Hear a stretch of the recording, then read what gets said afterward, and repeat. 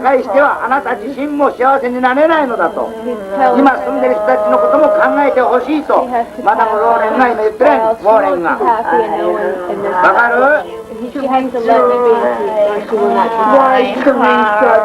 In the early 2000s, the Warrens took a trip to Japan to check out these haunted tunnels that a number of people have died in. But while they were there, they were contacted to perform an exorcism on a woman named Teresa. This footage is very creepy. Not only is it actual footage of someone that is possessed, but you can also hear the demon in her voice reaching out to talk to Lorraine. In this clip I'm about to show you, Lorraine is trying to reach out to Teresa and get her to fight back against the demon possessing her. Hear me? Teresa, you hear me. You understand me. Teresa, leave. Leave, Teresa. Leave, dear. Leave. I'm here to help you. I'm here to help you, Teresa. Things take a turn when Teresa starts speaking in English to Lorraine. I should note that Teresa didn't know English, so clearly it was the demon speaking. You see your mother? Go with your mother, Teresa. Go with your mother. Go with your mother. Go with your mother. See your mother? Do you see your mother? Yeah. Go with her. She sees her. Towards the end of the exorcism, Teresa starts lashing out towards Lorraine and others. We see her crawling around and growling like a demon and talking all raspy. I was here before.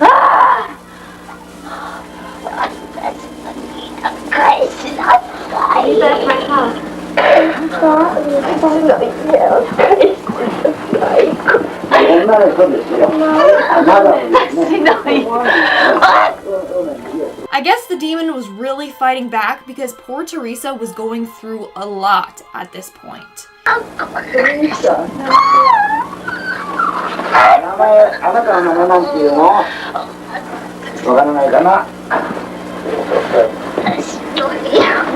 The footage ends with Lorraine once again telling Teresa to fight back against the demon. Hopefully they managed to complete this exorcism successfully. Now, I tried to Google this case, but unfortunately there wasn't much information out there on it, so we may never know. In fact, it was after this trip in Japan where Ed got really sick and his health started to decline. Maybe this demon had something to do with it.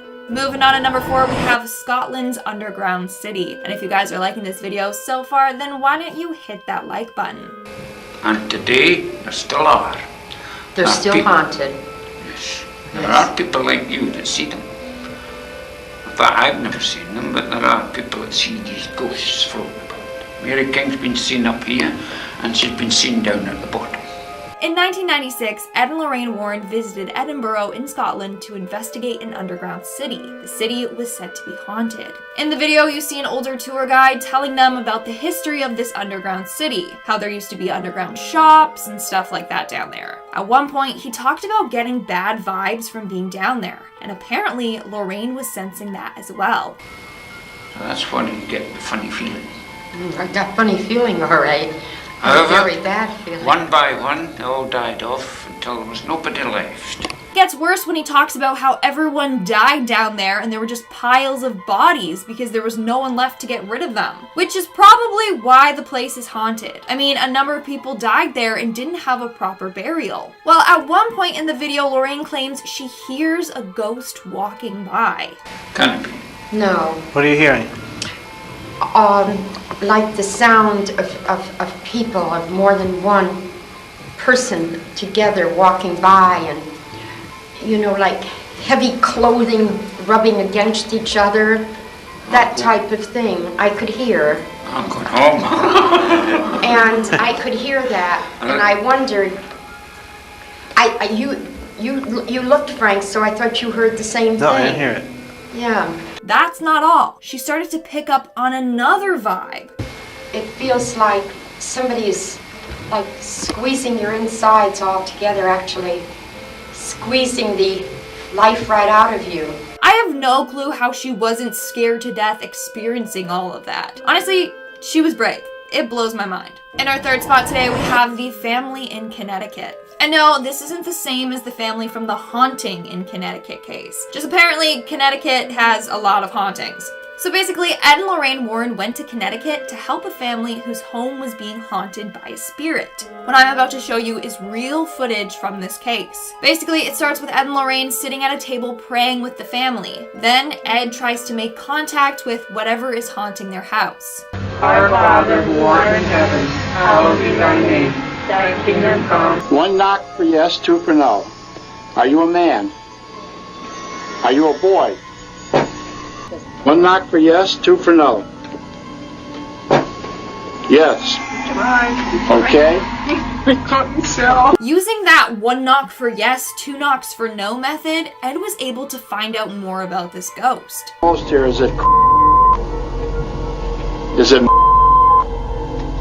So the ghost was haunting their home and causing a scene because it didn't like the family's mother. But that's not the only ghostly thing that they managed to capture on camera. Later on, Ed asked the ghost to give them a sign, and then the kitchen chair moves on its own. Give me some sign. Is that you moving something? Give me some sign that you're here. I command you to reveal your identity. Yeah, no thank you. If that happened at my house, I would be out of there so fast. And at number 3, the effects of seeing a ghost. This 7-minute video features Ed and Lorraine Warren alongside a guest of theirs named Rod. Rod had seen multiple ghosts and has a discussion with the paranormal experts about the aftermath of seeing a ghost and how it affects one's life. He goes on to explain the intense sorrow that he felt after seeing the ghost, which just so happened to be the White Lady of Union Graveyard. He experienced night terrors, was extremely upset, and had excessive tremors for months, reoccurring whenever he was reminded of the event. Ed goes on to explain that the sadness that Rod felt is something called radiotelethesis, which happens when a human picks up on the emotions of a spirit when they have a close physical encounter. The fact that something like this could occur to any individual is pretty darn creepy. A good friend of mine had died, and a couple nights after that, sitting in my bedroom, I saw the figure of a woman in front of my windows. So my bed was on this end of the room and my windows were there. And from the light coming in, I could see a woman sitting looking out my bedroom window, and where the window ended, that's where the figure ended. And at number 2, the Borley Rectory. The Borley Rectory is said to be one of the most haunted places in the UK. A nun had been buried within the walls of its church, and once found was moved to a nearby graveyard. But ever since, there's been some serious haunting. According to this video though, Ed and Lorraine have been to that location over 200 times. Talk about courage. The duo discussed their first experience at Borley Church in 1976, with Lorraine saying that the investigator that she was with, who was very skeptical to begin with, was assaulted by a spirit, claiming he could not breathe, and that something was pushing him. Later on, they listened back to the audio that they were recording while they were there. Lorraine said that you could hear a woman's voice over his screaming, saying the words, "Hit him, hit him." And finally, in at number 1, poltergeists. In this clip from a documentary, Ed and Lorraine talk about poltergeists and their dangers. It features a clip of them that they recorded with a family in Connecticut dealing with a poltergeist, with the family's face blurred out in order to give them privacy. It starts off with the group saying prayers, and then Ed tries to communicate with the spirit. We hear the spirit making banging noises in response. Ed proceeds to ask the spirit who it doesn't like, listing off each individual in the family. It finally answers yes via the knocking to the family's mother. Then Ed confronts the poltergeist on his own, and we see chairs and furniture moving around the room. The video continues, showing a clip of the family's little girl being bothered by the poltergeist, who moves the chair that she's sitting on. The Warrens would then later call a priest to perform an exorcism, which wasn't on camera. Arguably, you can see why. Although by the end of the clip, the two of them note that there's no way of knowing if a poltergeist may or may not come back to haunt the family. In the name of Jesus Christ, I command you to reveal your identity. Starting off this countdown, we have the haunted house. In this clip, the Warrens talk about a haunted house that they visited and the creepy things they encountered while there. According to them, someone in the house was using an Ouija board and it opened up a bunch of doors to the spirit world, and that's how it got haunted. Plus, the house was 50 to 60 years old, and for some reason, ghosts like to haunt old houses. Communication, Tony. There had been doors open through Ouija boards. That's what I was wondering. But unlike most times, we do not condone the use of Ouija boards. Well, guess who was using the Ouija board? This girl, go down into that hatchway. It was horrible. Both Jennifer and I, at that point, together said, we cannot go. Then there was a boy, and the boy was 8 years old. Now that girl was coming over to care for that boy. So the young boy and his babysitter were using the Ouija board in the cold cellar and let the spirits into the house. So apparently back in the day, 3 women used to live in the house along with their mother. While they were living there, they were haunted by a ghost that was killed back in the day. They would see apparitions of this young girl smiling. At first, it was just the mom that would see the ghost, but then one of the other women started seeing the ghostly girl as well. In one case, she actually spoke to her. Then she actually walked over and sat on the bed. I believe there was a conversation between them. There was a conversation between the two of them, and then this dark form, who we believe to be the person who had perpetrated it, of this man. That's when they learned that the house was haunted by the girl that was killed and her murderer. The Ouija board had opened the door and those spirits came back to the house. Now here's an image that the Warrens took while on the property. The ghost also manifested itself into orbs as well. So both the photos you just saw are of real ghosts. In our 4th spot today, we have the Amityville haunting. And if you guys are liking this video so far, then smash that like button because it really helps us out. This is probably one of the most controversial paranormal cases of all time. On November 13th of 1974, Robert Butch Defoe took the lives of his parents and his 2 brothers and 2 sisters. The house was then put up for sale and the Lutz family moved in. And apparently the demon that got Butch to do that horrific deed started to attack this new family. Their doors and cupboards would swing open and close by itself, green slime would ooze from their ceiling, and one time a demonic face with red glowing eyes was seen looking into the house. So on and so on. The Warrens went to investigate and confirmed that the house was haunted. Now I'm sure you've seen the photo of the young boy peering around the corner with scary glowing eyes. Well, let's see what the Warrens have to say about it.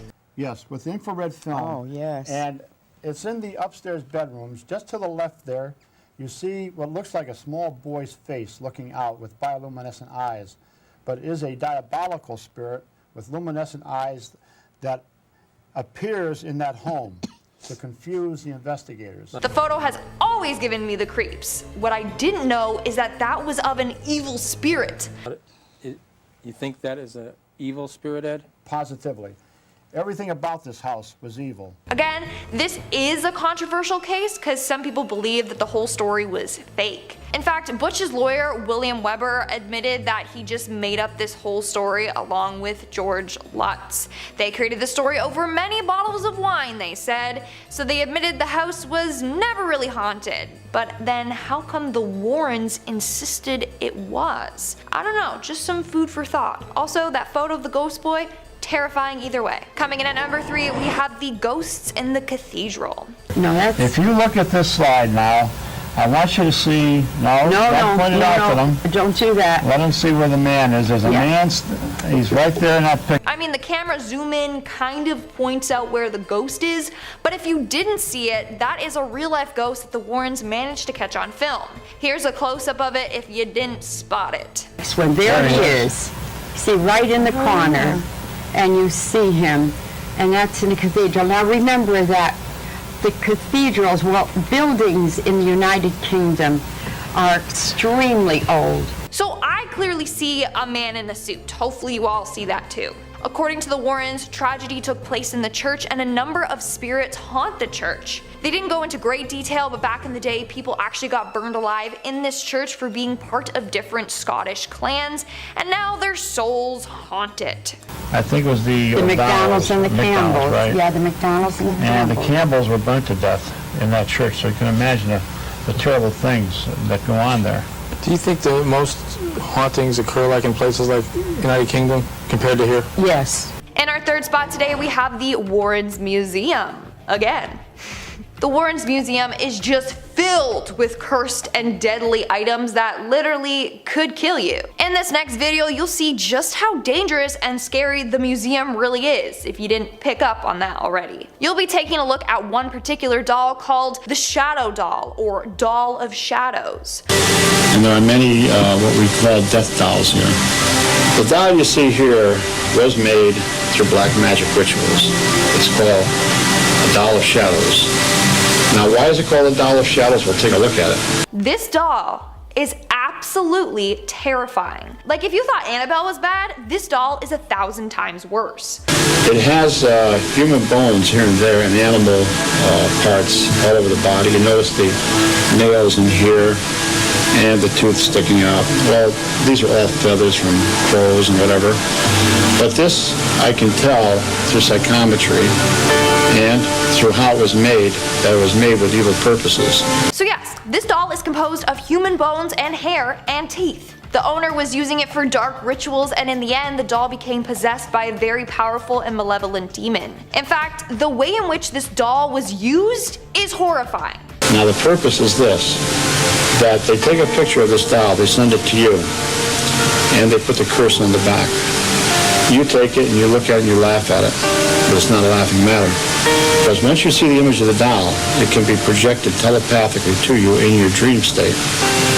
Dolls like this have actually come into nightmares. Did you hear that? That is absolutely horrifying. But that's not all. According to Ed, this doll has killed a number of people in their sleep. These images of these dolls can be so frightening that they've actually stopped people's hearts during the dream state. Ed then goes on to tell how they got possession of the doll. So a couple ended up getting it for sale at an antique shop. The antique dealer practically gave it to them because it's cursed. But eventually they began to experience intense and horrifying nightmares. They later found out they were having identical nightmares. And one night the husband woke up with huge gash marks on his back. The following night, it was not only scratch marks, it was claw marks. And very frightening. And they knew of us, they called me up. I went out there and they said, take this doll, please. The scariest part? The doll can never be destroyed. You see, you must be very careful with a doll like this. You can never destroy it. If you destroy it, you could have things occur to you that would be horrible. Because the spirits that are within the doll then are freed. And where do they go?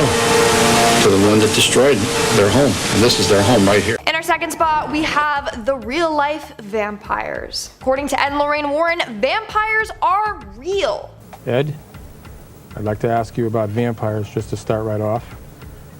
Are there such a thing as vampires, and can you tell me an example of one? Positively. Vampires do exist, what we call human vampires. But they aren't like the stereotypical vampires that we see in movies that are all like, I want to suck your blood. You know, have big fangs and a cape, and they don't look like Edward Cullen, sorry. No, they talk about two different types of vampires. The first being someone that hallucinates and imagines themselves as a vampire and just kind of takes on that role. The other is demonstrated by the Albany case from 1953. Where the Calbani family had to open up a grave. And a family member had died, and they were saving a little money by digging the grave themselves.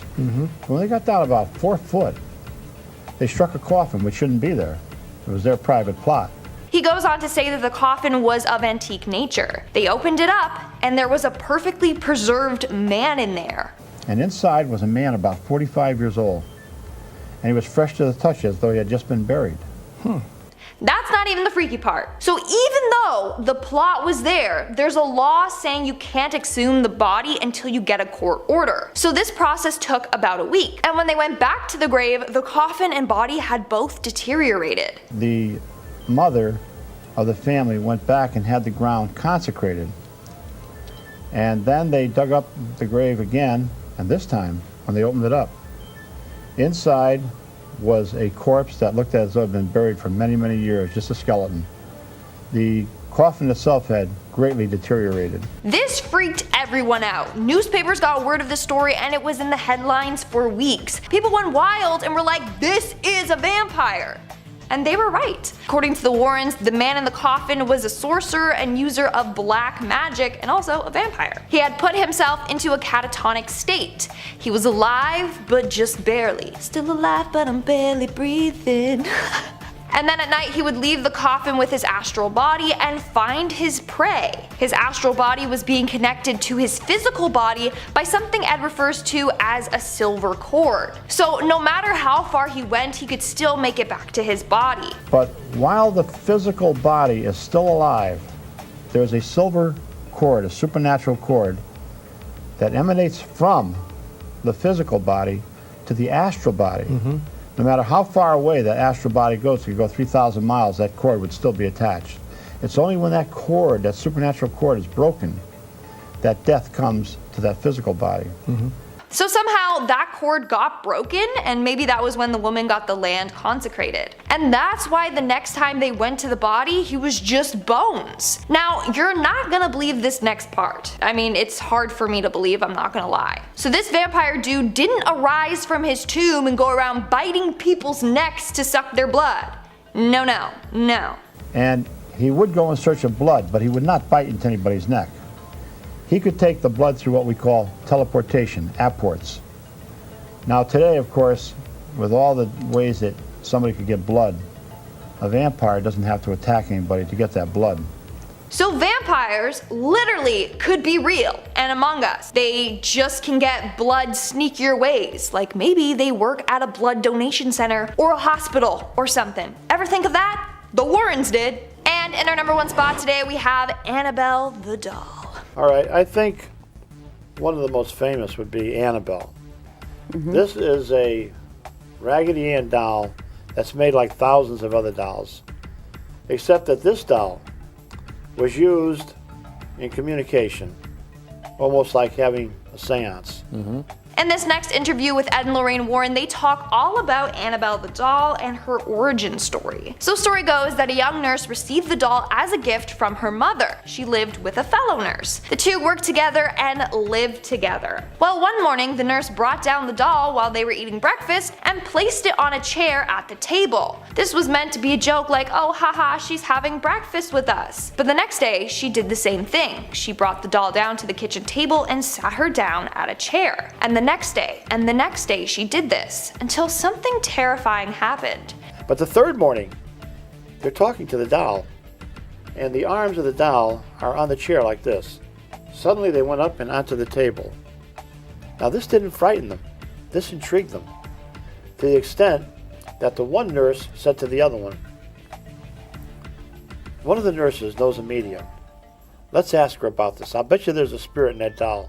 That's what they did. And that was their first mistake. So they did end up taking it to a medium, and the medium informed them that a spirit of a 6-year-old girl who had died in a car accident on the road by their house was latched onto this doll. Surely enough, they searched this and a young girl named Annabelle did pass away in an automobile accident near them. But listen to what Ed says here. But God does not allow the spirit of a child to go into a doll.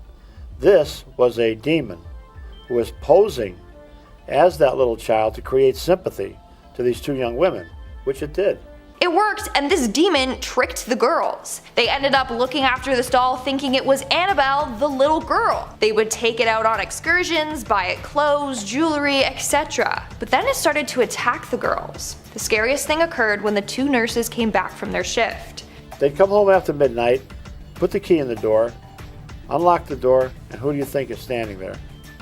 The Raggedy Ann doll. Standing there. Now that doll has flimsy legs. If you try to stand it up, you can't. Hearing Ed say this just sent shivers down my spine. Literally. Just imagine going home and seeing that doll standing perfectly upright. The doll later went on to attack one of the nurse's boyfriends by choking him out in his sleep. I dreamt that that doll was strangling me. He had marks on his throat. Was it psychosomatic? Well, let's see. But wait, there's more! The boyfriend ended up picking up the doll and throwing it across the room, and Annabelle did not like this. Picks it up and throws it right across the room. You're nothing but a rag doll. You couldn't hurt anyone. With that, Tony, 7 psychic slashes appear on his body. Wow. Now, we've seen these kind of slashes. We've filmed them. These slashes come from nowheres. The blood came right through his shirt.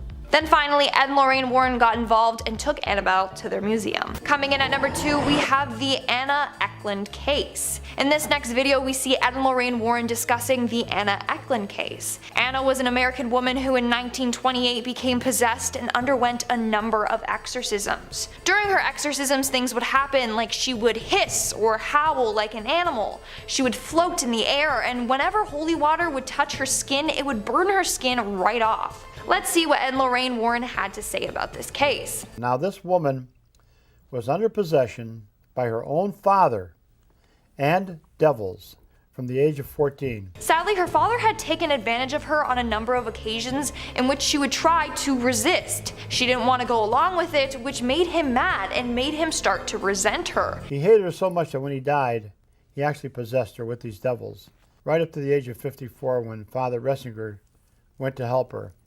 Now she had 30 exorcisms performed, which all failed. That is incredibly messed up, but that's not all. This woman underwent 30 exorcisms. All of them had failed, so they decided to send her to St. Joseph's Church in Iowa to see if they could get the demons out of her. When she arrived, she was placed on a cot in front of nuns. They brought the woman to the convent, and the nuns were all stationed around this woman on a cot. Suddenly, a loud, bellowing, hoarse voice came out of the woman. Terrible obscenities, filthy obscenities came from the woman's mouth.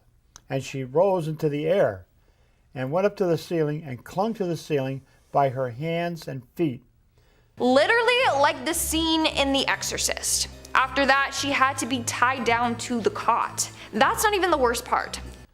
And the nuns constantly were throwing holy water at her.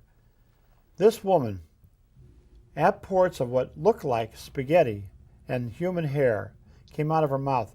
That is absolutely disgusting, and apparently she would throw up 20 to 30 times a day. Not only that, but it stunk so bad that the nuns had to take 15-minute shifts with her or else they would fall ill. Imagine how horrific it must have been to be there with Anna and performing this exorcism on her. And in our number 1 spot today, we have The Exorcism. The footage I'm about to share with you is footage of a possessed woman going through an exorcism.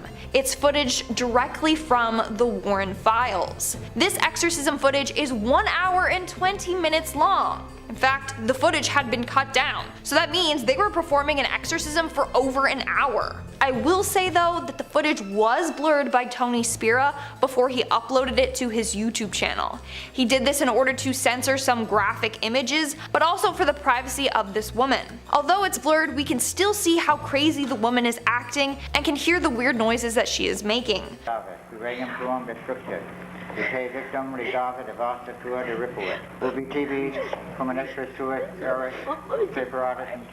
So you can see the woman trying to fight back against the demon that is possessing her, and she's crying out in pain from having this demon fighting to stay in her body. Are you alright? She says he's over there. The devil? So in the footage, you can see Tony Spira holding the poor woman as the demon was controlling her. She can't speak, but she's trying to do so. All that's coming out is gasps for air.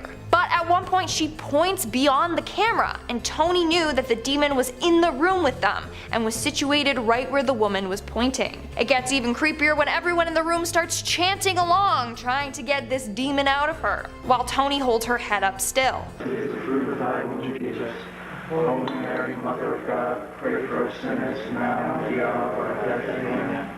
It's scary, but it's also really sad. The poor woman was going through so much pain and suffering. Starting us off at number 5, psychic photos. If you're a fan of our channel, you may remember a video that we did on the eerie objects and artifacts that you can observe at Ed and Lorraine's Occult Museum in Connecticut. Well, here they go into detail about one particular type of creepy object that they have a handful of at their museum: psychic photographs. So what are psychic photographs? According to Ed Warren, a psychic photo is a phenomenon in which a camera, being an impartial witness, captures a ghost on film. But the crazy thing is that the image that you see of the ghost is one that it projects itself, an image of what it believes it looks like.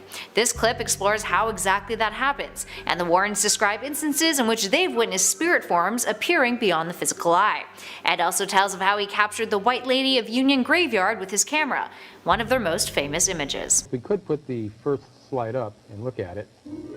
Wow. Well, there you're seeing your stereotype ghost. Look at the appendage-like arms and legs. You know, when you see these little cute ghosts that are painted and drawn on Halloween, this is your stereotype ghost right here. And at number 4, the Amityville House. This piece of footage, published by Mysterious World, features Lorraine Warren retelling her experience at the Amityville House. The Warrens in the past had gone to the famous Amityville House. It's one of their most famous cases. It's the place in which a man named Ronald DeFeo Jr. shot and killed 6 family members of his in 1974. And a year later, a new family, the Lutz family, had moved into the residence, only to be terrorized by a violent demonic presence.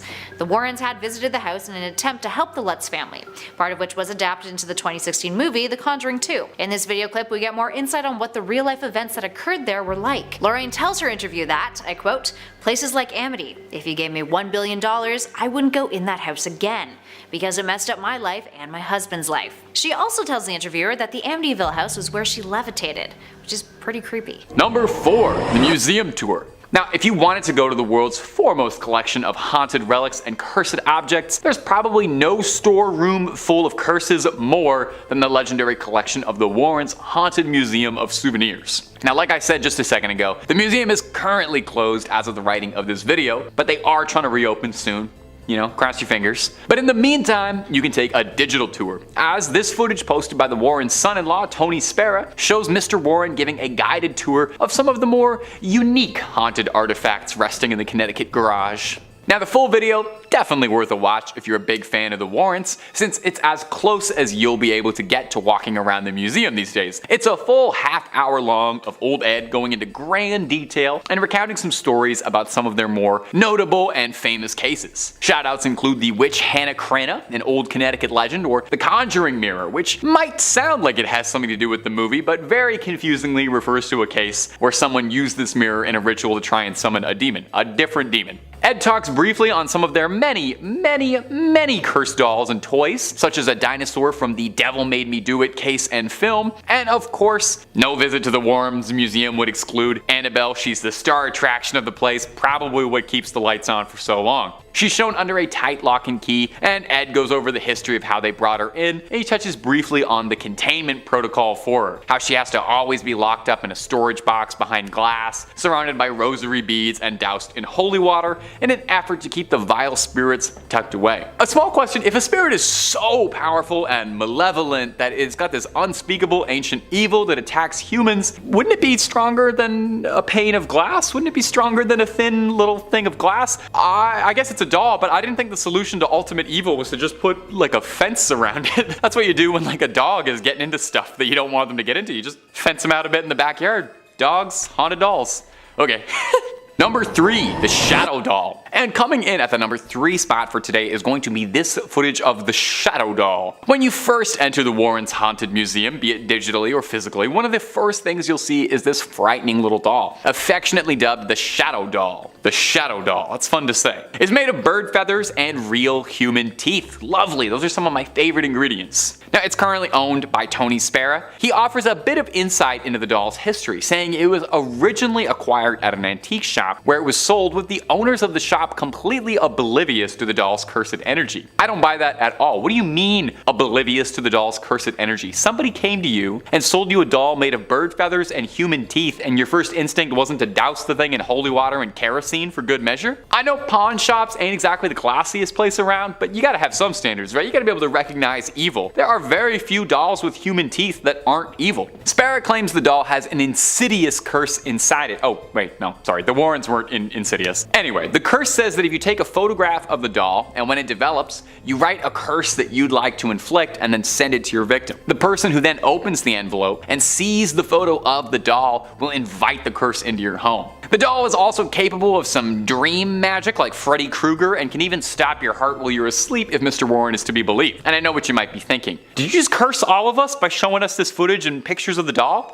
No, of course not. I toss a salt circle around the camera before I film anything just to make sure no residual curses pass through the internet. I will say though, I have heard some pretty credible rumors that you're more susceptible to be cursed if you don't like, comment, and subscribe after watching a video, so I honestly would say on the safe side of things, you should do that. And on another side note, having done a lot of research on the pair of these two, I cannot stress how many haunted dolls and toys these people had. They had like the world's scariest Toys R Us in their backyard. Number 2. Scotland City under the city. Now, the Warrens' investigations didn't just take them on cross-country road trips to the United States. The Warrens visited a ghost in almost every state they claim, and then some. The Warrens' quest saw them traveling all over the globe in an effort to uncover truths and combat evil wherever it was found. In this recently uncovered footage, we can see a unique perspective from Lorraine digging underground in the secret vaults beneath Edinburgh. Under the ground is a series of large, cavernous vaults that were once used as a storage space for merchants, but when abandoned became home to Edinburgh's poorest, who began to make it their dwellings. Probably a real nice space, you know, no daylight, musty air, thriving rodent population, but you know what? For the right price,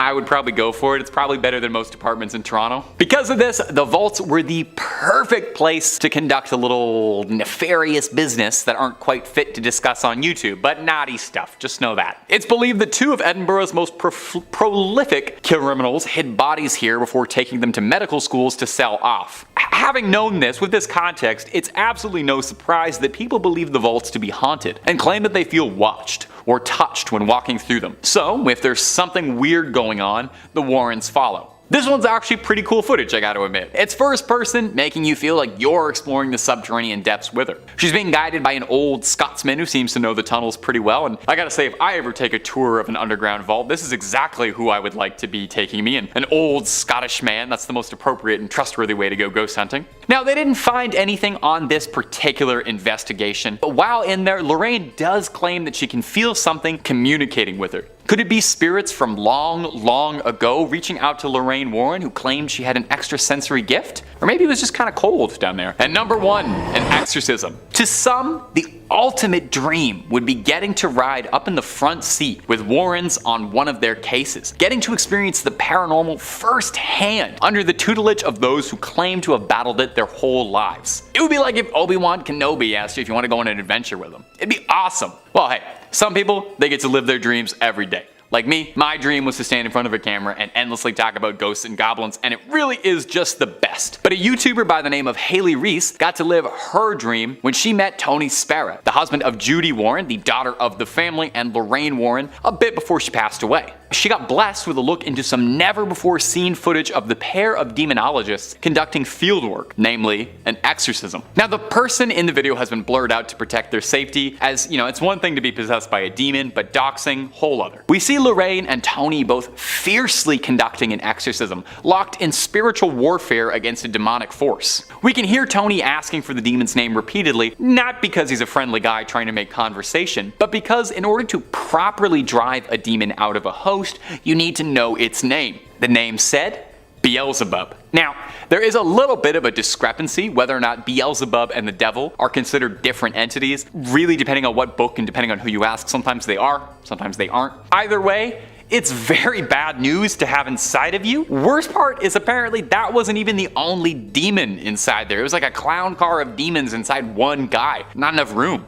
Luckily, the pair was able to get all of the demons outside of them and banish them away. Does anyone wonder, does it leave like a weird taste in your mouth after you've had demonic possession? I feel like there's an aftertaste, you know? I definitely feel like I would need to brush my teeth afterwards, I think. Number 5, satanic worship idol. Before we dive into the strange footage of the satanic idol, let's talk about its odd and terrifying backstory. The story of the idol begins in 1991, near Ed and Lorraine's home. There was a lost deer hunter wandering through the area, and after hours of finding no discernible landmarks or ways home, he came face to face with an odd and captivating discovery. In front of him was a large, raised rock formation consisting of circular rocks and a strange being standing in the center of the altar. The hunter, as I believe most of us would be, felt quite uncomfortable and uneasy about this discovery. So he began making his way back to his car, but on his way, he turned to his side and noticed an elderly man with dark eyes dressed in a fully black suit walking in perfect step with him. The two hadn't shared a word, and the hunter became more anxious with each hollow step he took, still not sure of the way out of the woods. The hunter cautiously turned over to the strange man, and with a deep breath, he asked, "How do I get out of here?" The strange man lifted up a frail hand and pointed towards a small overgrown path. The hunter turned to see a small pathway and then turned back to the man to thank him, but upon glancing, the man was nowhere to be seen. He disappeared as quickly as he had appeared. The hunter escaped the forest, but was so perplexed and intrigued by the strange encounter that he decided to contact none other than Ed and Lorraine Warren. Now, here's where a new, hardly known fact is revealed. Ed and Lorraine almost always investigated reports armed with a camera to capture any footage that they may have missed and for review. Ed and the hunter located the altar, and in a moment of what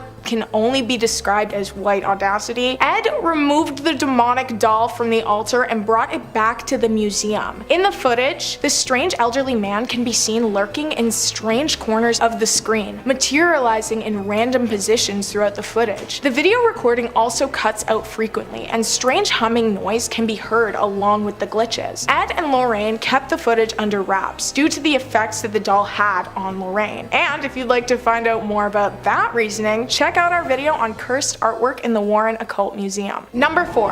Snecketer House. The Warrens are famous for their home investigations of the Perron family, the Conjuring movie inspiration, and the Amityville home. But there's a less known, very well documented case that the pair also investigated, the Snecketer House. Carmen and Al Snecketer rented a home in Southington, Connecticut, but upon exploring the house, they encountered something that would have scared me out of there faster than light. The pair discovered mortuary tools in their basement, tools that were used in the closed morgue that was in the basement of this house. The home was a funeral parlor. The only time living in a funeral home is acceptable is in My Girl. The couple began smelling rotten flesh, strong chemical odors throughout the house, and the water from the taps would randomly turn a deep red. Their sons were plagued by visions of ghosts and other strange entities. The ghosts became aggressive towards the family, and that's when they decided to call the Warrens for assistance, scared for their lives. The Warrens showed up, filming. They documented several apparitions. Lorraine reported feeling several supernatural entities, all who were filled with vengeance and bouts of pain. The Warrens deduced, within the same visit, that they believed the morticians would participate in horrendous, actually unspeakable acts with the deceased bodies brought into the home. Ed and Lorraine ended their investigation very quickly. In the tape, it's reported that the Snecketers repeatedly asked for sound advice on how to deal with their issue, but sadly, no footage beyond their questioning has been released. The Warrens' advice to the family remains a complete mystery. What do you think their advice would have been? Number 3.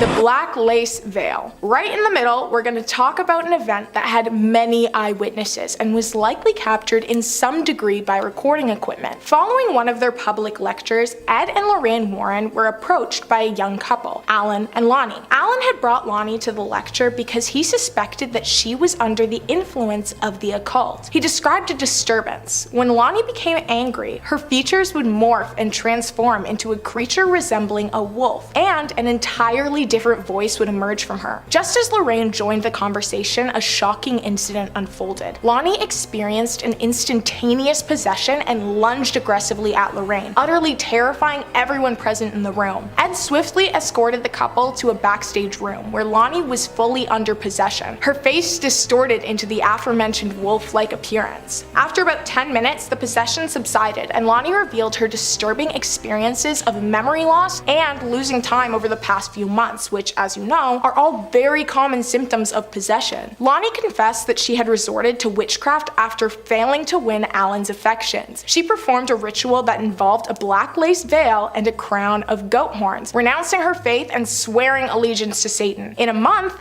Alan began showing interest, but the demonic entity had gained entrance into her life. Ed knew that Lonnie needed an exorcism and contacted a priest who arrived the same day. During the exorcism, the entity within Lonnie screamed in protest, but was eventually separated from her, vowing to return to another. The Warrens took the black lace veil, goat horns, cup, and conjuring book for safekeeping to prevent repossession. However, the story of the veil didn't end there. Months later, during a meeting with another woman who manifested multiple personalities and inhuman entities, her gaze landed on the black veil. She clutched it, her features transformed, and she became an inhuman spirit. Ed, armed with blessed water, banished the demon a second and final time. Both of these events are said to have been captured on a tape recorder, as the Warrens frequently recorded their lectures. In our second spot, we have Maurice Theriault. If you've seen the movie The Nun, then you already know about a man named Maurice or Frenchie. This guy was a hard-working farmer that ended up getting diabolically possessed. This occurred in 1985. Sometimes blood would randomly pour out of his body, like from his nose, eyes, and mouth. And he didn't know what was causing it. He also developed super strength and could randomly understand and speak Latin. At first he went to the police for help, then a priest, and then finally Ed and Lorraine Warren agreed to help him. Now, he apparently went through a number of exorcisms. The footage I'm going to share with you is from his last exorcism.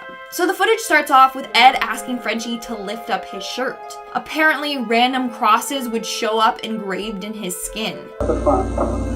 Feet up in the shoulder? Yeah. Move, yeah, you're in the way, right? Yeah. Okay, you're both in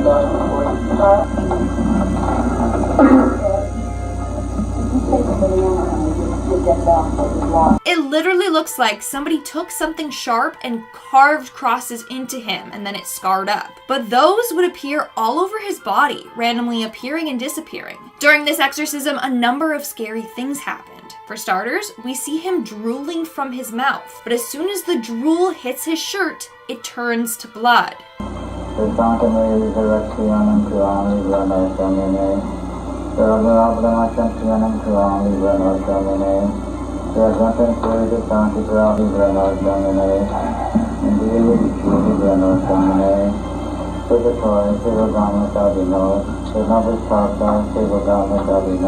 Then, at one point, we see Frenchie hunched over in pain. This is apparently because spirits enter people through their solar plexus. And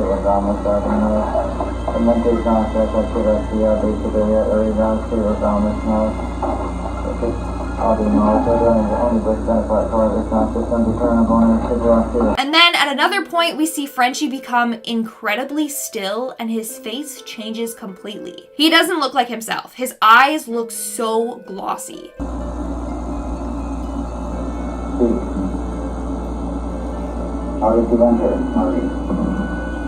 And lastly, we see a cut randomly appear on his forehead and start to bleed on its own, out of nowhere.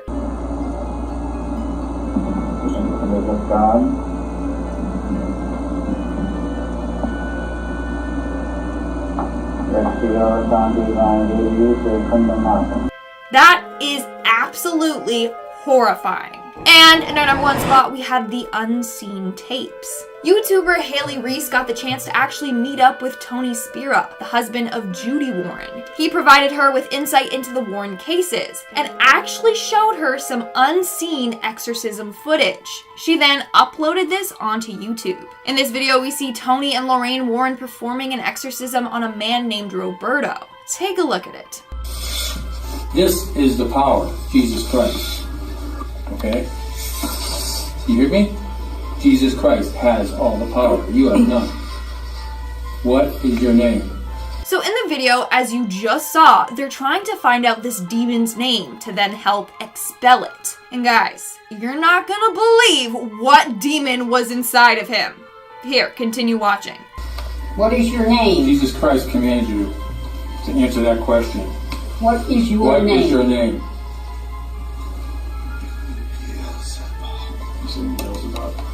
Beelzebub? Is that what you're saying? Beelzebub? This dude was possessed by Beelzebub. When I heard that, I literally got shivers down my spine. Like, holy. So for those of you that don't know, in Christian texts, the name Beelzebub is often associated with the devil himself. They would alternate between using this name and Satan. He is considered one of the 7 princes of hell, and he is associated with the sin of gluttony. In other texts, he's described as the lieutenant of hell. He's second in power to Satan. It's crazy, but hold on. He wasn't just possessed by Beelzebub, but by other entities as well. What other entity is inside you? God is commanding you. In the name of Jesus Christ, and all the saints, and all the martyrs, and all the angels command you to answer that question. What is it? Abaddon. I genuinely don't know how they stayed so calm as this dude lists all the demons possessing him. The video went on and they found at least 4 demons were inside of him. They then asked the demons why they were possessing Roberto, and they replied with power. Why are you in Roberto? Why are you there with Roberto? Jesus Christ doesn't like demonic spirits within a human spirit. Jesus Christ hates demonic spirits to be within a human being. You know that? You hate Jesus, huh? I don't know about you, but that creeped me out. It is terrifying. Starting off this countdown, we have the ghost in the photographs. In this footage, we see Ed and Lorraine Warren discussing a number of cases where they caught photographic evidence of ghosts. The show was hosted by Tony Spira, the Warrens' son-in-law. The first case they talk about revolves around a woman named Gail Martin, who we also see here. Basically, Gail moved into a house and for the longest time, nothing spooky happened. Then one day she was out digging in the backyard and gardening. Her husband took a photo of her doing so, and when it developed, you could see a white silhouette of a ghost. Years ago it was taken. There it is. Okay, here it is, Tony. Now, you see that Gail is higher than that woman. Then we have a second photo taken of Gail on the same day. And again, we see the same ghost in the shot. Now, as you notice, Gail turns around and Gail is smiling. And because her husband is saying something funny. So at that point, the woman is smiling, and she puts her hand up to her mouth in that manner. Unfortunately, since it's old footage, it is hard to see the ghost in the photo, like its face. It just kind of looks like a white blob. Now, Lorraine actually made contact with this ghost, and that's when we learned about her sad story. So according to Lorraine, the woman in the photograph once had a child who she absolutely loved. She even built a place for him on her property for him to stay, so he was always close to her. Then one summer, he was working at a children's camp when there was a polio epidemic. Sadly, her son contracted polio and 3 days later passed away. The mother was extremely heartbroken by this. So when she passed away, she stayed attached to this piece of land. Now, when Gail started gardening, the ghost made herself known because someone was working on the piece of land that was sacred to her. Is out in the yard, in the garden, and now you're doing something to improve that. After all of these years probably of neglect, now you're going to be fixing it. And I believe that that is the reason she's there. The next ghost that they talk about, though, is not as nice as the first one. Let's take a look at it. Above the chair, right? Right above the chair. Right. Now, this is in the lowest level of that property, but they did have a lot, unlike Gail, they had all sorts of infestation. So the couple who owned this house witnessed really dark paranormal activity, and that's when they contacted the Warrens for help to get this evil spirit out of their house. And lastly, we have the Providence Ghost Man. This next ghost that they are going to be talking about is of a soldier in World War II. The story is very sad and scary. His wife was informed that he was killed in action, not even missing, that he was actually killed in action. And then a week later, she committed suicide. She committed suicide, and 1 week after that, he was found alive. That is just heartbreaking. His wife literally took her own life thinking her husband died, when in reality, he was just missing in action. Both of the ghosts are said to be attached to that home still. In fact, no one has moved into that home since. If you look at the top right of this next clip, you'll see the ghostly image of this man. No one ever occupied that cottage again. Now that looks like a man. Yes. But we have other photographs which look like a woman. Yes, we do. So where you have one spirit, you have many more other than spirits. one, yes. Moving on to number 4, we have the cursed objects. And if you guys are liking this video so far, then smash that like button because it really helps us out. Many of the objects in this room here have had dire effects on people. People have been maimed, have been killed. People have wound up in mental institutions because of many of the things they write in this building here. Now let's head on over to the Warrens Occult Museum. In this interview, Ed talks about how dangerous their museum really is and the number of people that have died or have been severely harmed after visiting it. Raggedy Ann doll, which was responsible for the death of a young man who came in here one time, who challenged the doll to do its worst, and it did. Then you have a detective who was almost killed right in this room that we're standing in. Now, the Warrens had a strict set of rules. They told visitors not to touch anything in the museum whatsoever. This is because their aura mingles with the object's aura and it can easily latch onto them. Next thing you know, you're bringing that demon home with you. Anyways, this is the process Ed will take you through if you do end up touching anything. If anybody touches anything in this room, their aura mingles with the aura of that object, which is very evil. I would then tell them to close their eyes. I would vision them in what we call a Christ light, make the sign of the cross over them so they take nothing out of here. That's just a precaution that I always use. As cool as the museum sounds, you'd never catch me there. In fact, according to Tony, when he arrived with the camera crew, the spirits were upset and decided to shut off all the lights on them to tell them that they were upset. Well, we were starting to film, you mean, just as Rob was coming to us to start the interview, every single light went out. Every single light went out without any kind of jolting, just died. And then, what, 2 minutes later it came back. That was a warning to get out of here. So I think it's just about 9 o'clock at night. I think it's time. We should leave. The way that Ed said that gives me the creeps. Like, yeah, it's time for you to go. The demons want you gone. Yikes. Number 5.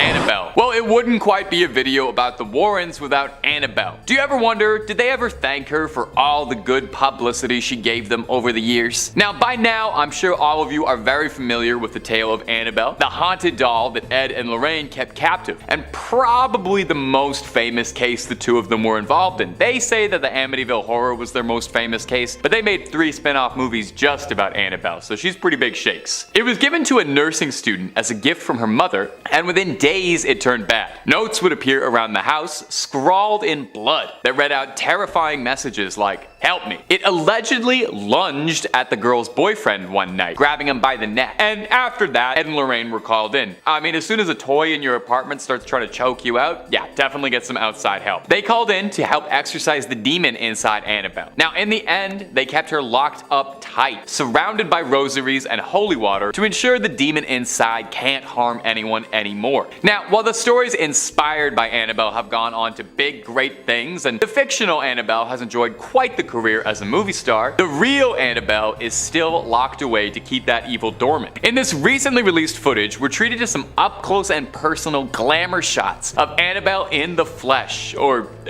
stuffing, maybe? Locked tight behind her cage. And this footage comes to us from Tony Spera, the son-in-law of Ed and Lorraine, who's taken it upon himself to maintain their legacy on his YouTube channel. If you're a big Ed and Lorraine fan, go check it out, because there's hours and hours of stuff to work through. He takes us on a brief tour of the museum, but gets up close and personal with Annabelle herself. Even through a YouTube screen, you can almost feel some evil energy radiating off this doll. Now, sadly, the Warrens Museum of the Occult is currently closed, so you can't visit Annabelle right now, but they're hoping to reopen it one day soon, so Annabelle can get back to scaring her fans in person like she always has. She makes convention appearances, did you know that? She just recently was at the Warrens Paracon, the convention dedicated to supernatural hunters of the unknown. I'm not sure if I personally would take a selfie with Annabelle. I wouldn't want to ruin her photo like that, unless I could guarantee she'd look really good. I don't want to offend her in any way. I try not to upset any cursed dolls. And if you're looking for way more stories about Ed and Lorraine Warren, true tales of terror, fake fibs of fright, ghouls, goblins, cryptids, aliens, true crime, basically everything scary under the sun and above it, Top 5 Scary is the only place to be. Stay subscribed, stay scared, and don't miss a thing. But let's keep going, because we got a whole lot more video to go through. Number 4.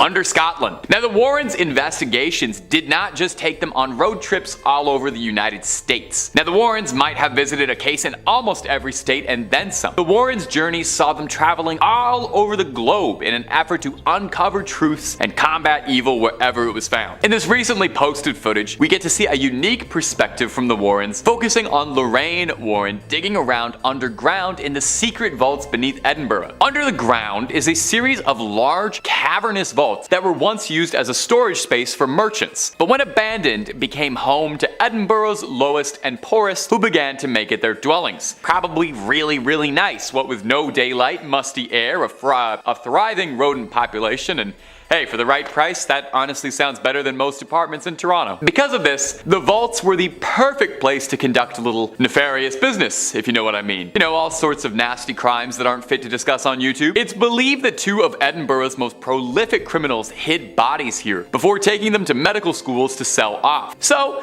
because of its grim history, it's no surprise that people believe the vaults to be haunted, claiming they feel watched or touched when walking through them. So when supernatural weirdness happens, the Warrens are soon to follow. This one's actually pretty cool. It's kind of like going on a ghost tour from your own home. First person, making you feel like you're exploring those subterranean depths with her. The real highlight though is the guide, who's this very geriatric Scottish man who seems to know the tunnels very well. If I ever take this tour, I need to insist on my guide being an old Scottish man who I almost can't understand. That seems like the most appropriate and trustworthy way to go ghost hunt. Now, they didn't find anything too much on this investigation, but while in there, Lorraine claims that she can feel something communicating with her long ago. Could it just be the spirits from long ago, or radio feedback? Let me know in the comments. Number 3, the Donovan poltergeist. Now, our next entry is going to cover the Donovan poltergeist, an often forgotten case in the Ed and Lorraine Warren oeuvre. In this clip, moderator Tony Spera, he's coming up a lot in this video, mentions that Ed has told him that on a scale of 1 to 10 for demonic intensity, I love that you can rank demonic intensity like that, the Warrens found this case to be a 10. Now, I gotta ask, if it's so intense, I wonder why it's not more well known, but maybe they're keeping it hush hush because this is going to be the plot of Conjuring 4, so I'm giving you the spoilers right now. The Donovan poltergeist case was in West Hartford, Connecticut, when a young girl had come into possession of a Ouija board, one of the most haunted Hasbro products ever released, alongside the game Sorry. Ed briefly talks about how people can be so dismissive of Ouija boards. I mean, imagine who would be so dismissive of Ouija boards. Don't know anybody like that. And Ed mentions that although they may seem innocent and unbecoming like a children's toy, a Ouija board is an invitation for spirits to come and disrupt. The girl in question in the Donovan case asked the Ouija board all sorts of questions and started to get answers that only a spirit could give. Ed says that the spirit needed something in return, and afterwards her house started to become rabid. Objects thrashed around, levitating, so on. Ed describes a violent interaction with a poltergeist, claiming that at one point during their investigation, he found himself literally pinned to the wall by a malevolent spirit. He describes as well the house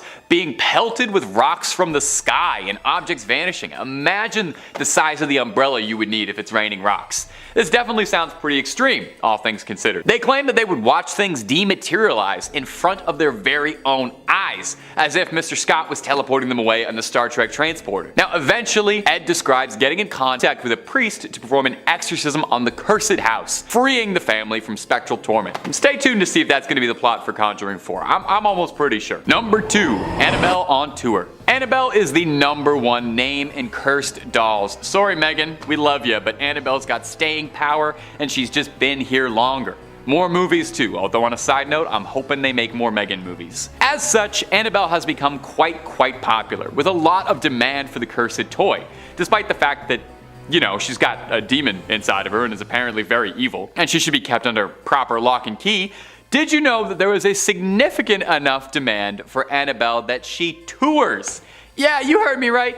Annabelle tours. And you know what? I think that's great. Girl, get it. You gotta get that bag, you know? The movies made you a star, really propelled you to the world stage. It would be a shame to keep you locked up in Connecticut when your fans are waiting. A recent clip made the rounds on TikTok of a paranormal investigator, Eric Vital,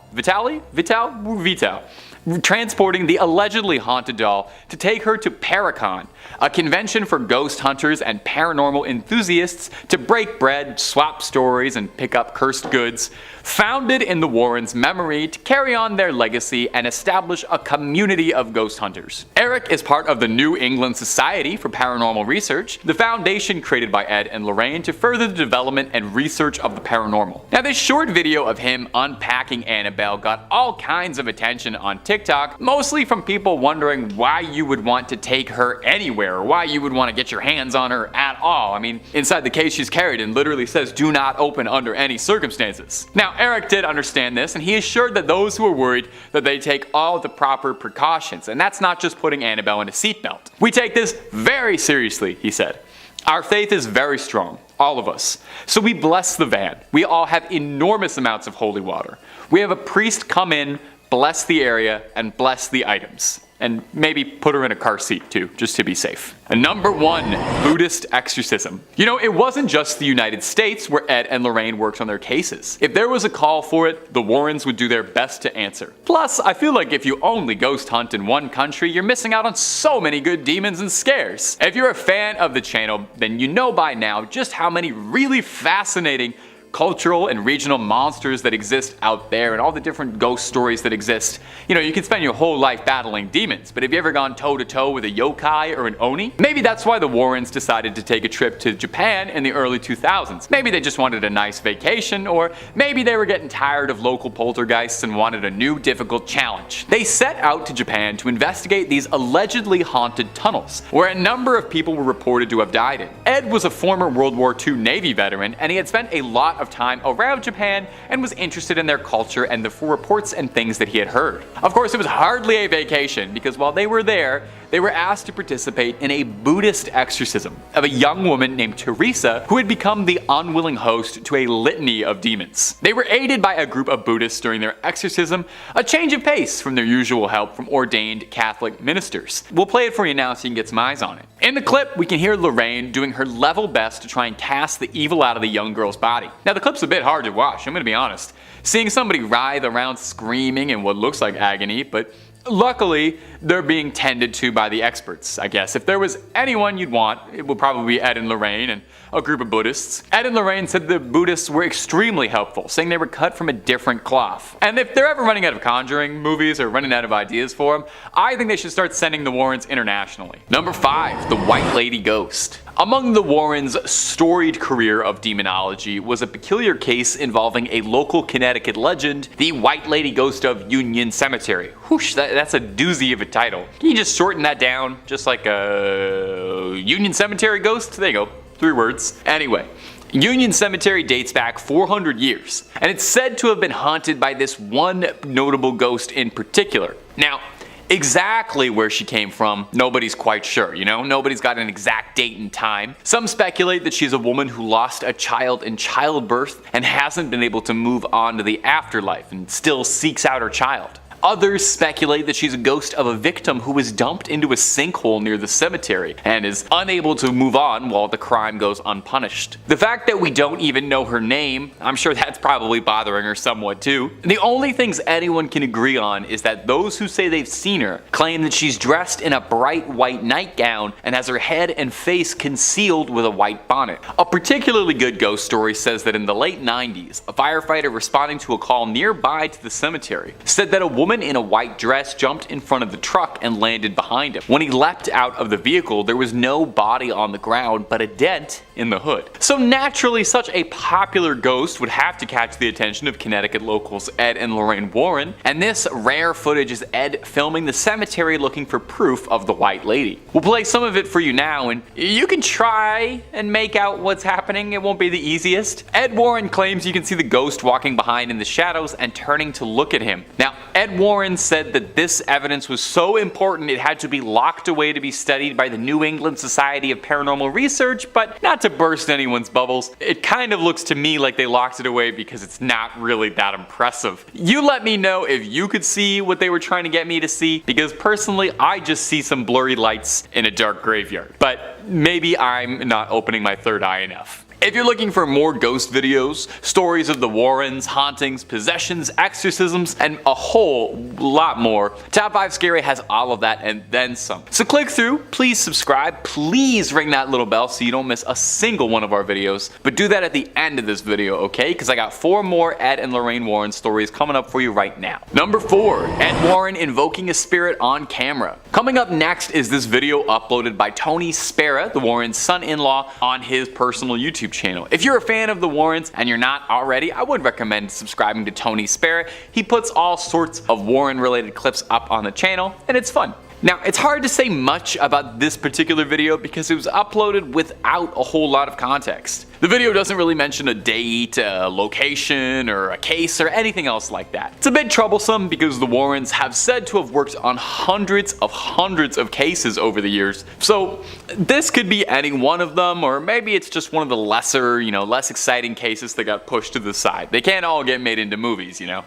in the video, we can see Ed filming what looks like a fairly normal 70s living room, although the room is definitely haunted. You can tell right away from that liminal yellow wallpaper color. color. You can hear Ed Warren yelling out the name of Jesus Christ in an attempt to provoke the spirit into appearing. It's said that during an exorcism, to get a spirit or a demon or a ghost to reveal itself, you need to invoke the name of Jesus Christ, put a little fear of God into him. After about a minute of some serious invoking, it seems like Ed is finally getting through to the spirit, because we see the table and chairs slide across the ground as if they're being pushed backwards by some incredible invisible force. Now, we don't really see anything more exciting or spiritual than the chairs and tables getting pushed, but that's pretty exciting nonetheless. There's not a ton of footage from the Warrens while they were, working the field, so it's pretty exciting to see whenever we get opportunities like this though. Of course, I do hear you saying this could just be faked. So is this the footage of a ghost caught on camera, or is this nothing more than a faked video to drum up some attention back in the day, like an original CGI hoax video on TikTok? Number 3, driveway alien. Ed and Lorraine Warren got involved in all sorts of things. It's said that they've tussled with vampires,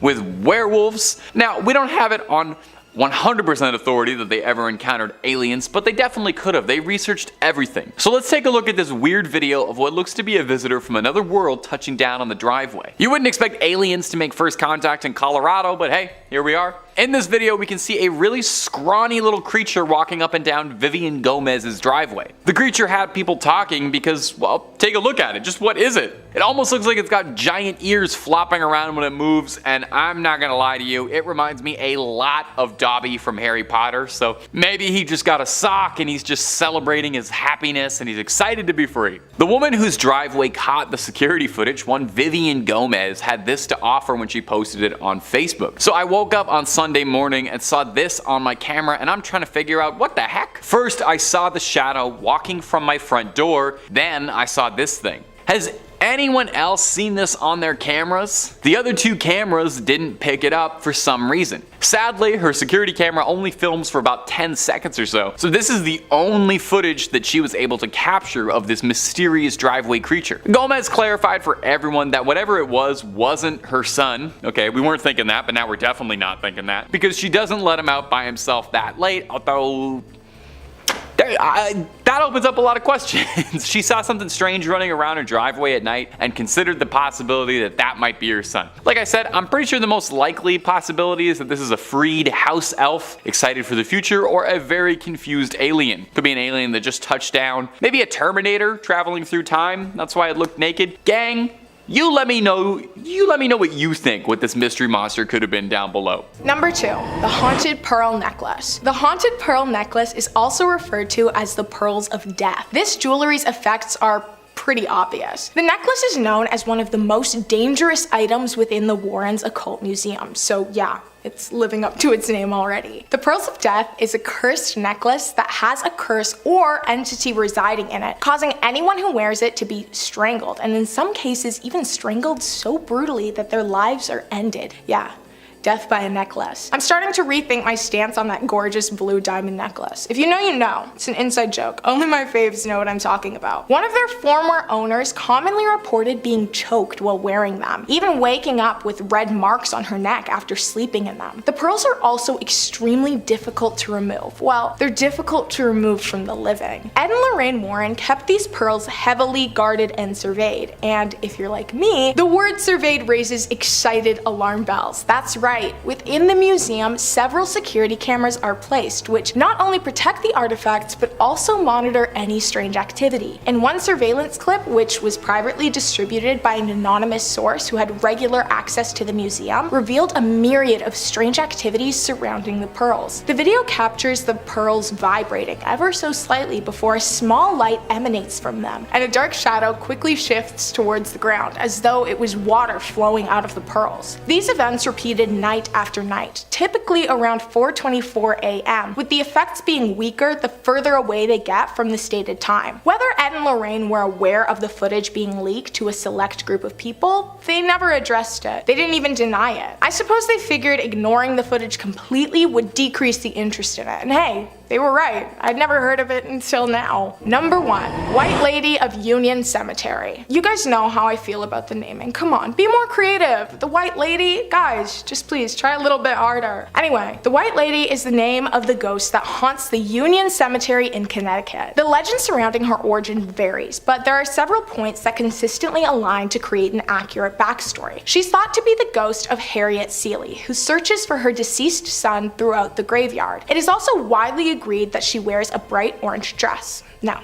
I'm kidding. Obviously, she wears a white dress, and you bet your bottom dollar it's a flowy one. The ghost was often seen by locals. She frequently spooked the citizens of the surrounding area, jumping in front of cars, appearing in their periphery, and then disappearing. Ed Warren was heavily interested in this apparition, so he set out on a quest to record this ghost for himself. Yes, for himself. As I said, they don't enjoy sharing their findings. Maybe the ghosts value privacy and Ed signed an NDA or something, I don't know. But the NDA didn't apply to the pair's son-in-law, Tony Spera, because shortly after their passing, he released the full footage. The footage begins by panning over a darkened cemetery, and there's definitely a heavy air surrounding the entirety of the footage. While panning over the rows of graves, a glowing human figure wearing a long white dress was spotted moving behind a tombstone, like it was playing hide and go seek. No close-up shots of the spirit were caught, and the camera wasn't very good, so any distinct details that the ghost may have remain a mystery. The video was reviewed by skeptics, and it was actually widely agreed that the footage was not doctored in any way. But not only that, the figure seen was not just an illusion or a filming trick. The being is in fact there. Ed Warren did manage to capture evidence of a ghost on camera, which is pretty amazing. Even though I'm not obsessed with him as a person, his career and accomplishments are right up my alley. In second place, we have the Amityville Horror. On November 13th of 1974, Ronald DeFeo Sr., his wife, and 4 of their offspring,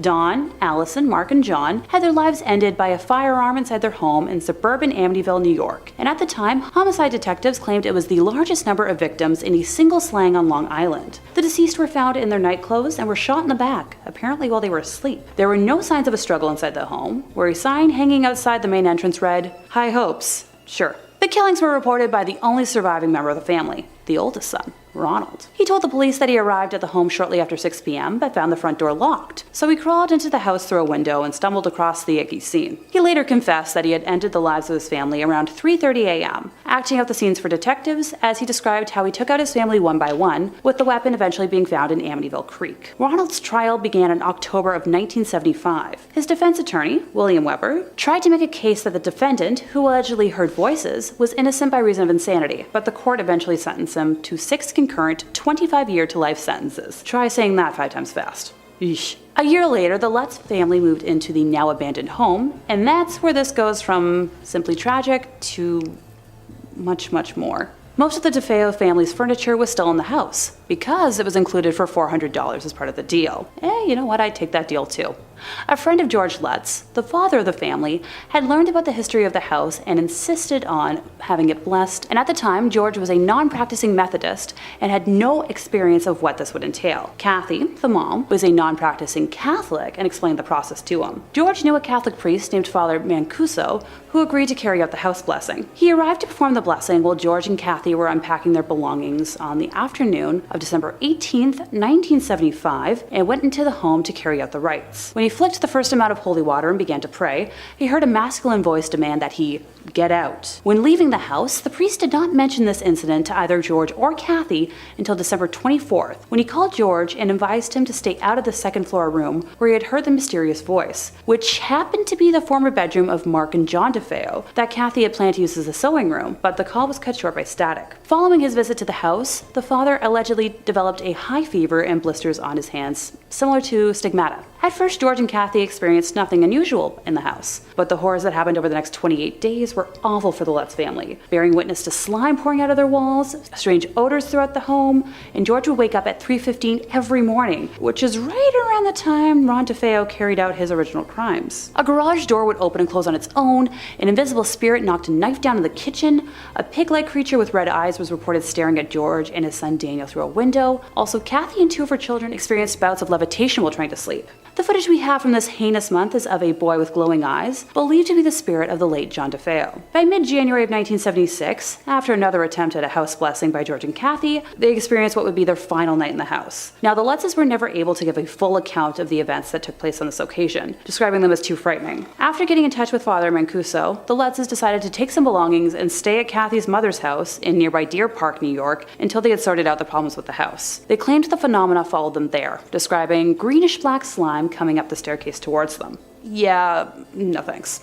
And finally, in first place, we have footage of an American exorcism. While the video is blurred out on YouTube to protect the identity of the poor girl, I personally think it's up there as one of the most frightening things I've ever seen. At an hour and 20 minutes long, it depicts a Catholic bishop in Connecticut attempting to converse with a demonic entity that has possessed the body of an innocent young woman, while her family restrains her. Ed and Lorraine were the ones to alert the church to the possession after meeting her during an audience chat session that was held at the conclusion of one of their public presentations. During portions of the exorcism, when prayer is done, you can hear the demon acting wildly, and it originally refuses to give its name, both of which are quite common in cases of demonic possession. Eventually, we learn that there are 4 demons possessing our victim, with one of them identifying themselves as Robert, which happens to be a name associated with the son of Satan. In third place, we have the elusive White Lady of Union Graveyard. Some believe she is Harriet Seeley, whose young son passed shortly after being born, and Harriet herself passing soon afterwards. Legend believes she may have died in hopes of finding her son, and still wanders their final resting place searching him out. While others believe she is the ghost of a woman from the 1940s who killed her husband and later herself and is doomed to wander the graveyard. You tell me which one you believe. Her physical description is the one thing that remains consistent. She is a young woman wearing a white dress with dark hair. Thank goodness I'm not wearing white today. It seems as if she enjoys scaring the daylights out of the living, which, hey, my kind of gal. Many who have witnessed her believe they have almost hit her with their vehicle, only to find no trace of her once they pull over, while others claim they have often seen her hovering slightly above the ground around the cemetery, going back and forth amongst different gravestones. In 1993, local firefighter Glenn Powell received a call about a transformer explosion and drove to the scene of the incident with a police officer and observed a female driver following closely behind him on the road. He remembers the night sky had turned pink, my favorite color, and the explosion emitted large amounts of electricity that had made the hair on his arm stand up at a close distance. Glenn was driving along the road beside the cemetery when the officer seated next to him yelled, "Watch out!" In the middle of the road was a woman with, you guessed it, long brown flowing hair and wearing a white Victorian nightgown. Glenn described seeing a surprised look on her face before slamming on the brakes, but was unable to avoid hitting her, describing it like hitting a brick wall, with the back of his truck flying into the air and the policeman next to him being launched into the dashboard. The driver behind him jumped out of the car and helped the 2 men search the area of the crash to check on the woman. Glenn is quoted as saying, "There was no red bodily fluids, there was no clothing, there was nobody, there was nothing." Located in Connecticut, Lorraine used to often take walks through the cemetery, saying that it was one of the most haunted places around. Ed caught the White Lady on camera on September 1st, 1990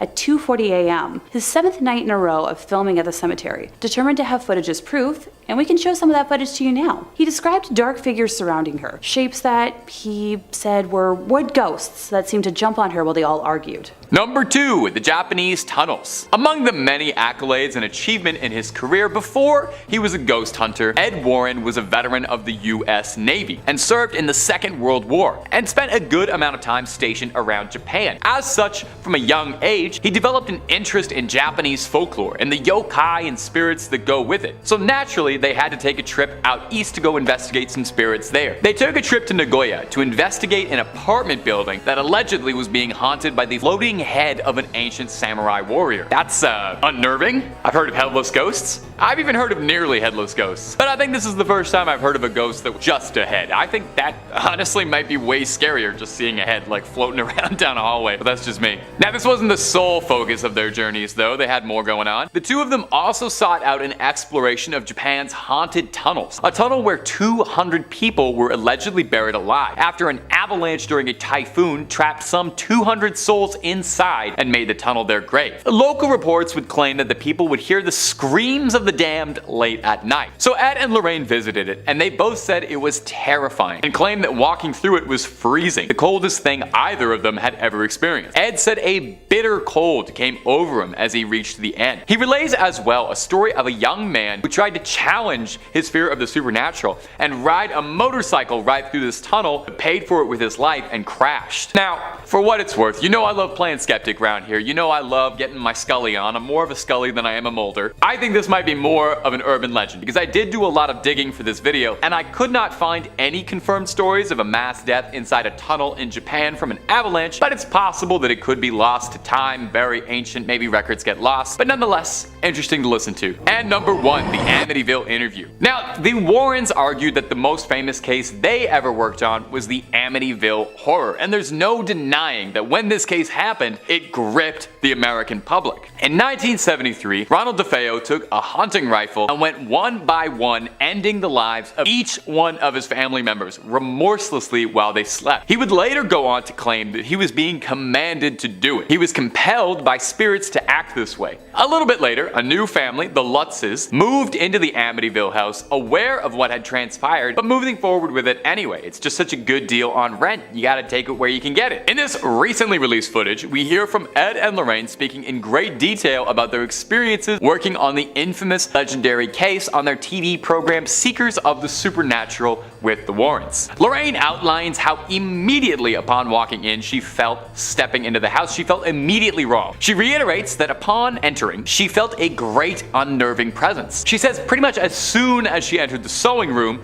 she turned to the homeowner and said, "I hope this is as close to hell as I get." That's raw. The sewing room allegedly is where a focus of the haunting was, where the hundreds of flies apparated, where the spectral voices were heard telling people to get out. They speak as well of how they brought a reverend with them in the investigation who felt a physical slap in his face walking in. And if you're looking for more details about the Amityville case, the movie from the 70s and the movie with Ryan Reynolds, both pretty good retellings of the story. Ed goes on to address allegations that the Amityville case was a hoax, saying he offered a $3,000 reward for anyone who could prove to him that it was faked. Later in life, the lawyer representing Ronald DeFeo claims that the entire haunting story was a concoction he made up with the Lutzes over a bottle of wine in an effort to get a retrial for his client and drum up a bit of book business for the Lutzes. No word if he ever ended up getting $3,000 out of Ed. So whether or not the story really happened is one thing, but I think we can all agree the folklore that has come out of it is interesting enough and is a definitive part of the greater American mythos, this classic haunted house story. And it's entertaining nonetheless. Number 5, the White Lady Ghost. Among the Warrens' career of demonology was this peculiar case involving a local Connecticut legend, the White Lady Ghost of Union Cemetery. Whoosh, that's a doozy of a title.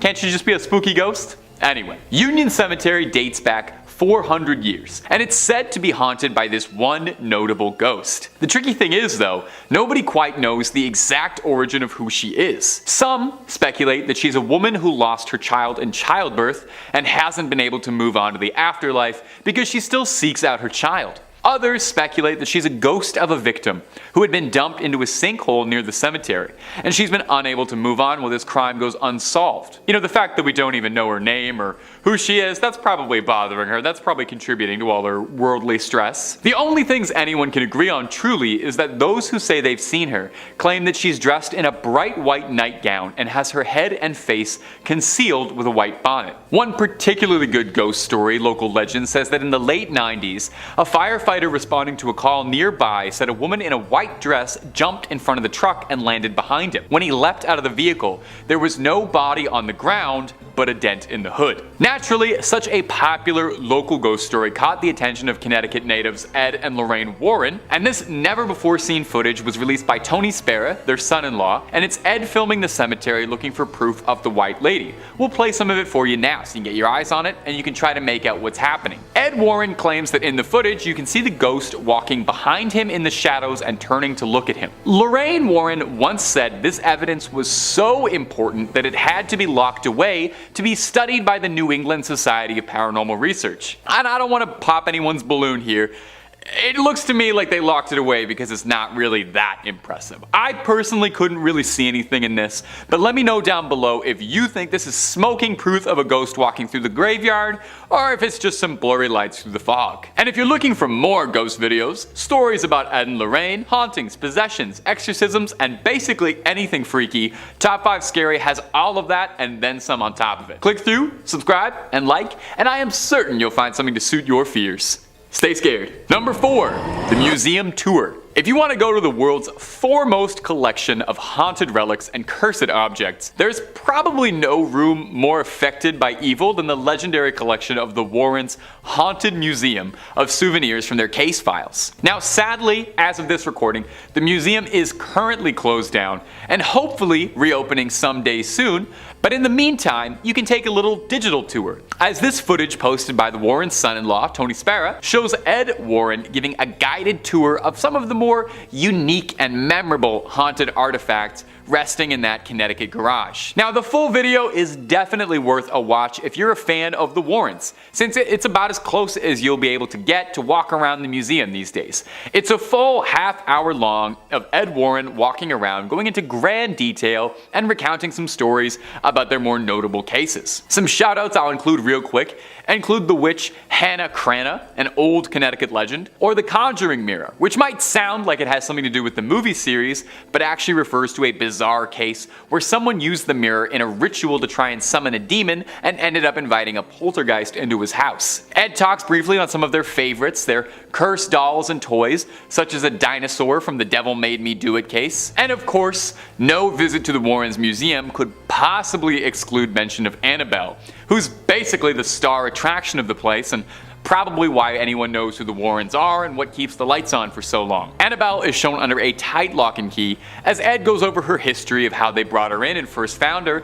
and how they eventually contained her. He touches briefly on her protocol, how she has to always be locked up in a storage box behind glass, surrounded by rosary beads and doused in holy water in an effort to keep the evil inside of her tucked away. And just a quick little small aside here from me. If a spirit is so powerful and so malevolent that it's able to possess a doll and contain unspeakable evil and attack humans, how is it thwarted so easily by a little bit of glass? I mean, I guess it's still a doll, it doesn't get demon strength, but I didn't know the solution for dealing with demons is the same way you deal with like a dog that's being kind of troublesome. You just put something around them until they can behave. Anyway, moving on. Number 3, an exorcism. To some, the ultimate paranormal dream would be getting to ride shotgun with the Warrens on one of their cases, getting to experience the paranormal firsthand under the tutelage of those who have battled it their whole lives. It would be like if Obi-Wan Kenobi picked you up on some backwater desert planet and asked if you wanted to go on a great adventure with him. It would be awesome. Well, some people get to live their dreams every day. Like me, you know, my dream was to stand in front of a camera and talk about ghosts all day long. A YouTuber by the name of Haley Reese got the rare opportunity to meet Tony Spera,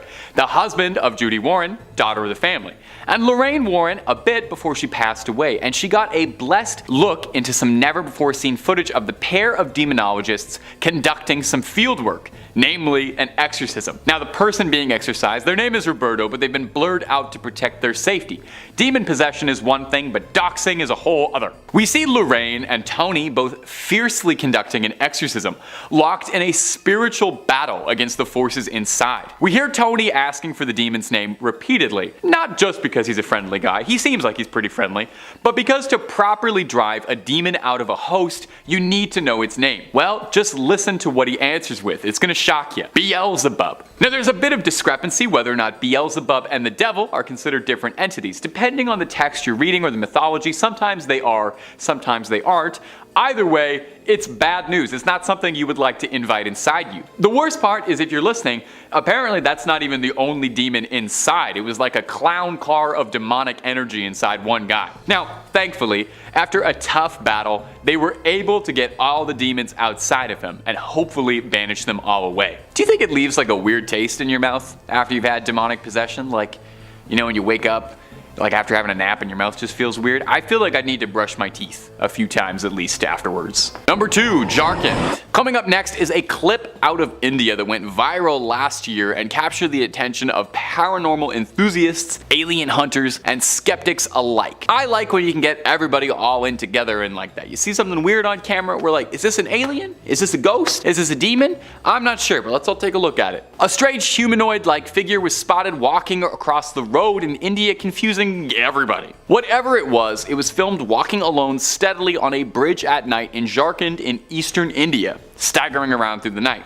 Now the thing looks human, and my brain initially is like, yeah, that's a human. But the more you look at it, the more you start to wonder if maybe, just maybe, this might have crawled out of something. This creature is gangly, and it has these long arms and long pale white skin and very skinny, and it looks like something out of Silent Hill. Motorcyclists were swerving out of the way of this figure, which stops and stares at them for a bit before continuing to stroll onwards. Now naturally, this got people talking because it's not every day you see a terrifying pale figure like that. More than a few people suggested that it could be an alien walking around the streets at night, explaining why it seems so confused. Others suggested that it could be a ghost, which would be pretty spooky. I would say it does seem like it's physically present. It seems like it's physically on the road, so I'm not 100% that it's a ghost. And finally, there's the realists who have suggested that this could just be someone who had a long night and is lost and on all the substances right now, just trying to get a good night's sleep. As far as I know, no one has cracked this case, certainly not Ed and Lorraine Warren,